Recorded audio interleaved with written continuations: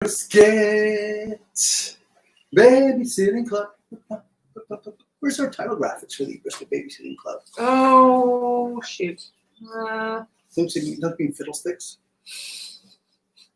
She actually says fiddlesticks sometimes. It's a normal thing to say. Normal. Normal if you're like June Cleaver. Normal if you were born in like the 30s. Hey. Live. Live. Hey, hold on. Here we go. That's a little bit too friends there. There we go. There we go. Sandwich Saturday. Boom. Those are our Instagram friends. Those are, hey, Work Life Hustle. There's our Facebook Live friends. Yeah, and here's this. Boom. To help you. What you got? Dave wants to know what kind of bread's in that photo. Dave. Hey. Wash my hands. Dave Thielman, chef at Bravocados. And also Brie and Barrel in Port Alberni. It's asking in the photograph that we posted, what's the bread that we used? Great question, chef.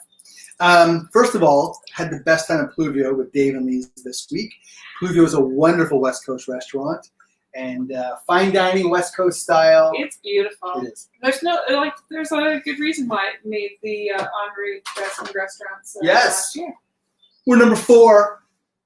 They are. We're number 1, but yeah, we are. So to answer Dave's question, we developed our own classic Caplansky's bagel bun that we used in that photograph, and we always served our bagels on that. Sorry, our burgers on that in the deli. Also on our barbecue brisket sandwich was always served on the bagel bun. Danny Lyon, who I hope is watching, it was his favorite. He always used to buy them by the dozen and take them. Yeah, Danny's great, and you know where you got the mustards, right? I've teased out that there's meat coming as well, and you can bet that there's going to be a bagel bun in a grocery store near you in the not too distant future. So, what a delicious concept! Oh, you know what? I love doing it because it was just so ours, so deli, worked so well with that burger. We would always smear a little mayonnaise on the bagel bun, fry it on the flat top, and that again stops it from getting all soggy and absorbing too much of the juices. I'm just going to turn this up because we're going to do the frying back there when we cook our burger. Yeah, look at you. Yes, I know, right? Today's demo is the pastrami burger, which is not the same as the smoked meat burger because here in Tofino, BC, I don't yet, and I emphasize yet, own a smoker.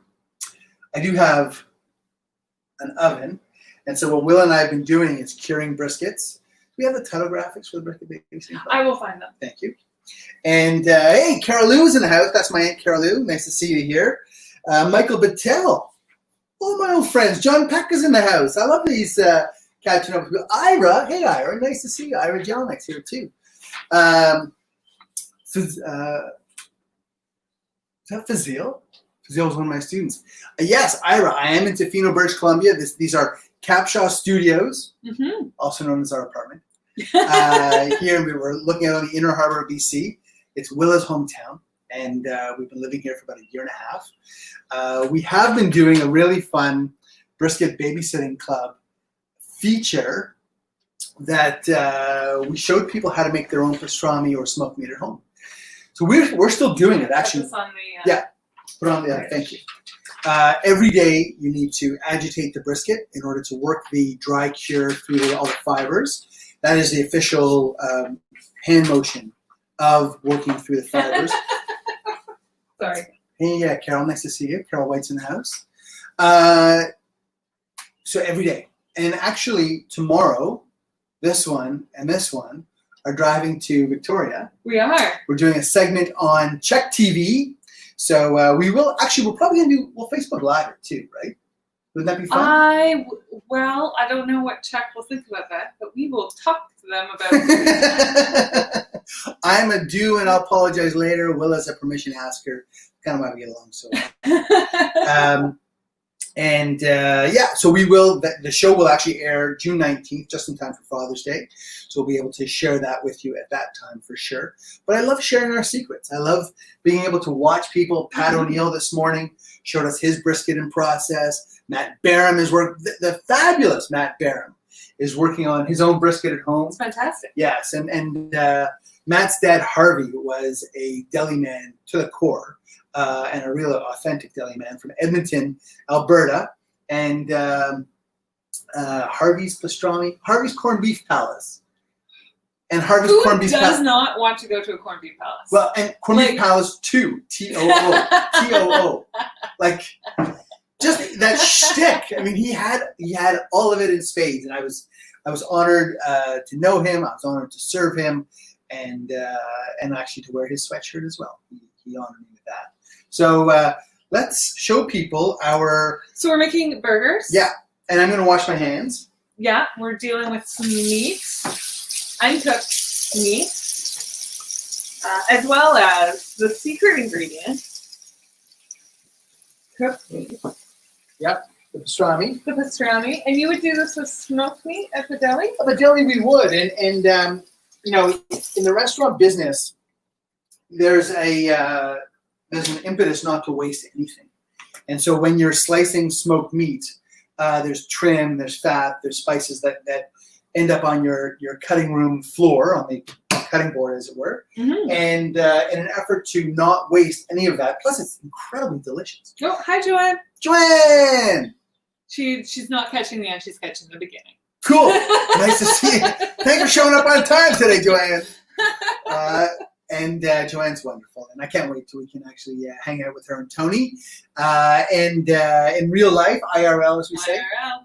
So, not wasting. So we would hand slice all of our smoked meat in the restaurant, and we would end up with trim and fat and spice, and we'd always collect that, and we would put it into the burger, we put it into the gravy. Another day we'll do the gravy recipe for people. Yeah. We used to make this, we used to put the trim into our pea soup, into our borscht. We put that stuff in everything, and in the burger as well. So it's a very simple recipe. You can do whatever proportion you would like of ground beef, ground chuck. Chuck is a great cut of beef for a burger. Okay. And pastrami. Now, because it's salt cured and it has a very heavy spice rub on it, you don't need to add a lot of extra seasonings to this recipe. Yeah, so it's super easy. We will use an egg in order to keep it binded together. And can you please respond to this person? Let Emma know that they're there. As we speak, we're doing a free pickup event at Caplansky's Mustard HQ in Toronto. Our helper in the warehouse, Emma, is relying on us to communicate, because when you click on the speech bubble, it comes to my cell phone. So Will is doing a little live coordination. It's a contactless pickup system. You pull up, you send us a message. Matt Hansen. Matt Hansen. Hey, Matt. So Matt is getting a message from Willa right now. And Emma will go outside. Matt will pop his trunk. Emma puts the box in the trunk. Bing, bang, boom, you're gone. Right? How beautiful is this? Oh, he's on the chat and he's on yours. Matt is a multimedia kind of guy. I love it. And thanks for all your support, Matt. We really appreciate that, too. So, back to the burger at hand. We have about 2 pounds of lean ground beef here. Okay. I need a bigger bowl, actually. But this will do for the time. And we put about 3/4 of a pound of pastrami. Now, I use the fatty end of the pastrami because we have the lean ground beef. And we just mix them together. I literally, when I say literally, I mean literally, not like the kids use the word literally and they don't mean actually literally just chopped it with my knife.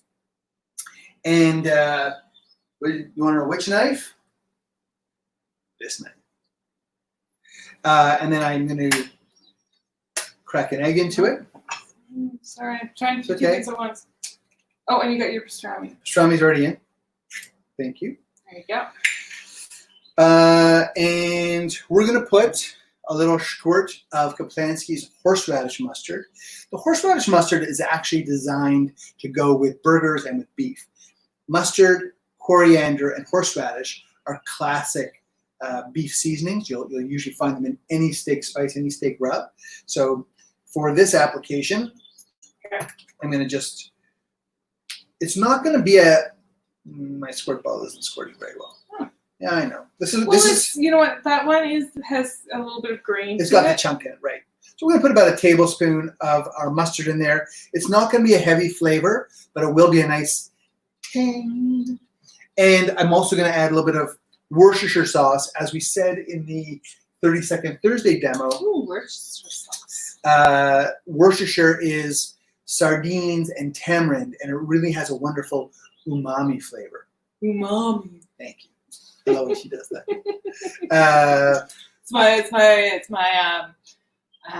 phone sex line. We actually met on a phone sex line. A lot of people. No. And then, really, just mixing around with your now clean hands, and the egg will help everything stick together. Great. Now, the other fun tip I'm going to show you in this demo is how to cook a burger, because while barbecuing burgers is great and I love it and do it, my favorite way of cooking a burger is in a cast iron pan. Oh, Penelope. Penelope! Thanks, Penelope. Penelope Irving is one of my favorite wine merchants. If you ever need a good Niagara wine, she is the woman to call. Was a great guest on my radio show, too. And thanks for the kind words, Pen. Okay, I think. We got Matt sorted? I think we got Matt sorted. Woo! Texted Emma. She's on her way. I love it. So I have now distributed the egg and the burger all the way through this mixture. How does it taste? Don't eat. Hey, the Dave of Daves is here. That's Dave Tillman, by the way. Don't eat raw meat that has raw egg in it. You moron. Kidding. No. Just meat. Oof, oof. I know, it's kind of harsh. But what you want to do is make a little taster, make a little sample. This is a mini Caplansky. Oh, it's like a teaspoon size. Yeah. And I'd already heated up my little cast iron frying pan back here, so I don't know if you can hear the sizzle at home, but this would be a great way to test the seasoning of the burger before making an entire batch and realizing, oh, it needed more salt or it needed more pepper or whatever it happened to be. Or mustard. Thanks, Willa. See that? Rebecca's saying get in the chat. I'm confused, but I will get in the chat, but not yet. Once we're done this, I will get in the chat, Rebecca. Don't worry. okay. It's Rebecca's mom's today. It's actually Andrea Bradshaw's birthday today, my sister-in-law. Birthday today. What are we making for Andrea's special day, Willa? We are making some pork tenderloins. We're going to cook them on our charcoal barbecue. We will indeed. It's going to be beautiful. And Mom and I just pulled out of the oven a Black Forest cake. So we made some little Kirsch simple syrup and some chocolate bark, and we're going to decorate it up this afternoon. It's going to be awesome. It is going to be awesome. I love me a good Black Forest cake. And it's worth noting, actually, that the Dave of Daves at Bravocados currently has a Das Burger on his menu. It's a wonderful vegan hamburger. We had it. Will and I did on Wednesday. I'm going to just flip this little guy over. Thank you. Featuring Caplansky's own, I think Dave used the horseradish mustard in that one. No, Or he used ballpark. Ballpark? I know, spicy was on that. Spicy, you're right. They used the spicy in the Das German burger, and a wonderful, wonderful flavor combination. Avi Federgreen's asking for a cake demonstration. I would love to have. Actually, Avi, Willa has made a rye starter, and I talked to her about doing a rye bun for today's demo. And I said no. I said she does that sometimes. that's too much. I'm very busy. Back off the plans. I've got a cake to make for my sister's birthday. I got a lot on the go. The answer is no. And I can take no for an answer, but just from her. This looks really nice. It does. So, it looks perfect. actually, what I'm going to do is show people the reason you use a cast iron pan when you make a burger is for that dark brown crust. I'm going to show our Facebook friends I there. wonder if I can, maybe I'll try. I think they can see it. I think it's fine. Yeah? Yeah. Okay. So that crust it gives you that caramelization that people love in food. It's called the Maillard effect. True story. And it really gives tremendous flavor to the burger itself. If you're going to make a burger on the grill, you got to stand there with a squirt bottle full of water. This is not a joke. Dave says spicy. Thanks, Dave. The squirt bottle will be needed to get rid of all the flare-ups on your barbecue as you're making the burger because the fat's going to drip. Uh-huh. So this provides the burger cooks in its own juices. You get a nice crusty Maillard effect. Everybody wins with a cast iron burger. Hey, that's what we're all about. Speaking of everybody winning, exactly. Can we taste it? Yeah. So because 5G has not come out yet, we're going to have to do the tasting for you here in Capshaw Studios. You want to do a little fork action? Thank you. Right. Terrific. Looks good. Cooked all the way through. Yeah. I'm always scared of burning my...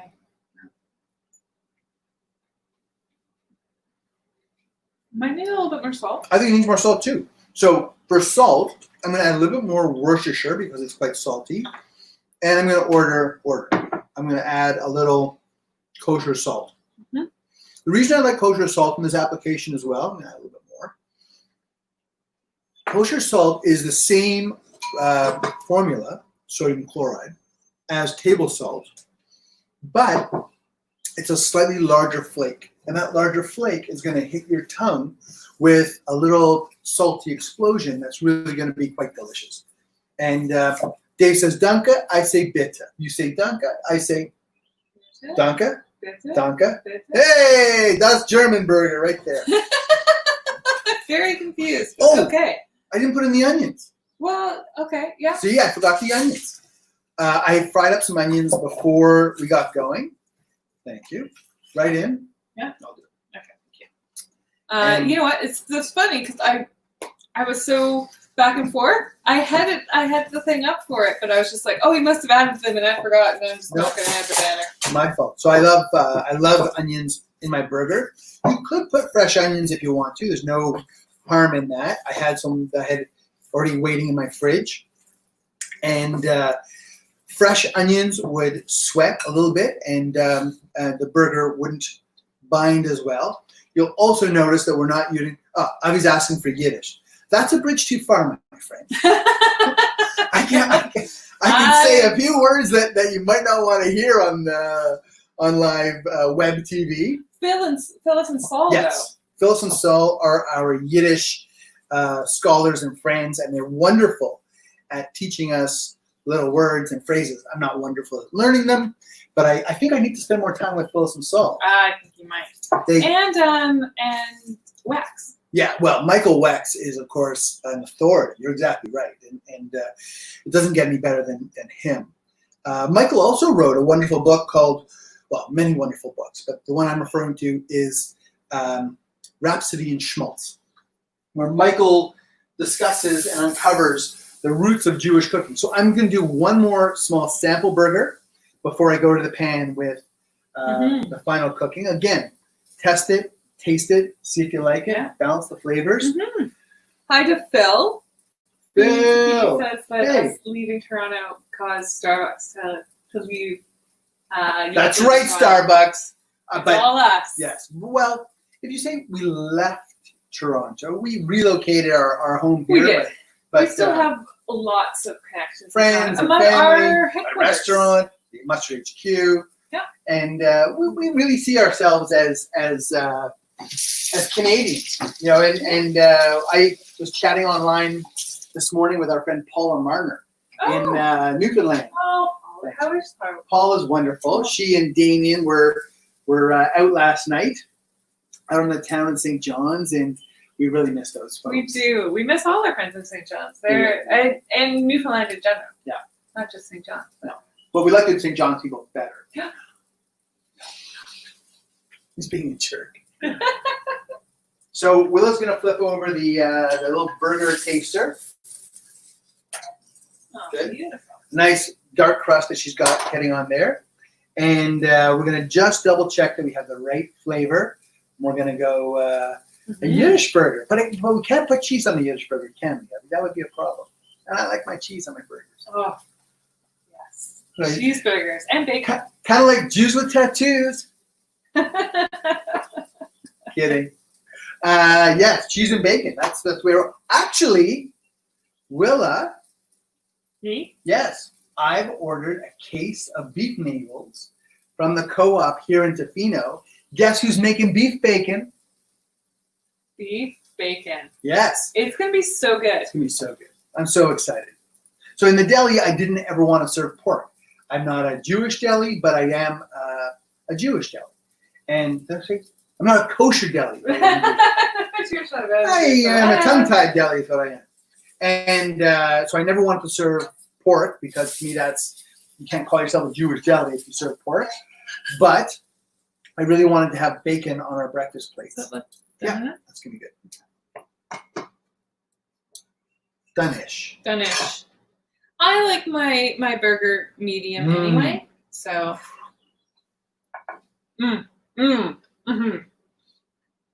The spices on the pastrami work so well in the burger. It's nice and salty and juicy, and the onion is like good, this eh? other. It's a wonderful Thanks, Willa. combination.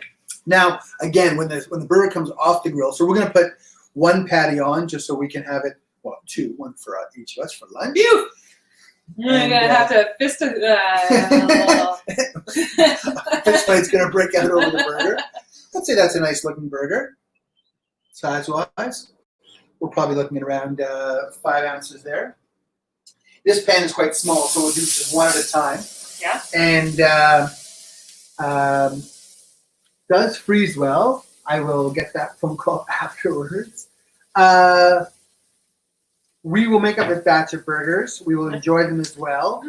Should we do our little episode of Brisket Babysitting Club now? Or Sure. You know what I'll do? I'll move this off to the side so we have a little bit of space to babysit our brisket. So if you're just tuning in, Willa and I have been teaching people how to cure their own briskets at home. And the old-fashioned dry cure method requires daily agitation of the briskets themselves. And we've upped our brisket production. Thank you. I love the sizzle of that. And so here you can see we've got 2 beautiful briskets brining away. It smells so good.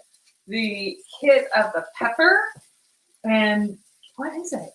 The Coriander and the mustard seeds as well. Oh, it is just so fragrant. And there's a good amount of liquid still at the bottom of the bin. The bin, sorry. I had a little brain. It's okay. And we're going to cook up one of these. We're gonna. So for the demo that we're doing at Czech, we're going to have one brisket that's already. Here's what we made earlier, so we can do that.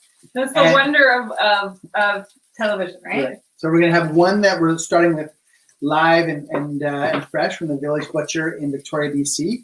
Thank you very much for Corey for putting that together for us. And then we're gonna have these cooked ones that we're going to put into the smoker, and we'll be able to bring them back and enjoy them here with our friends and family in Tofino. And so it's pretty much just working the briskets back and forth and making sure that the cure works all the way through. When I first did this, I kind of thought you needed to get in there and give it a good fancy massage. Boom, boom, boom, well, kind of more like a masseuse style. And then you came along and did it the second day. You're just like manhandling, and then you're like done. And I was I felt a little embarrassed. No. Well, it's almost like the story of our first date with the Kentucky Fried Chicken Pete. Should we tell that story? Or maybe for another time. Oh, well, it's a funny story and a good memory. Basically, Zane took me to a fancy restaurant. Dilo on College Street, Nick Lou's restaurant. Restaurant, and I hope Nick is doing well. And he sent out an amuse, which was Kentucky Fried Chicken feet. And Zane is like a talker. I don't know if you've noticed. What? Me? Really? I know. It's shocking. So Zane's gabbing away. And the food's getting cold.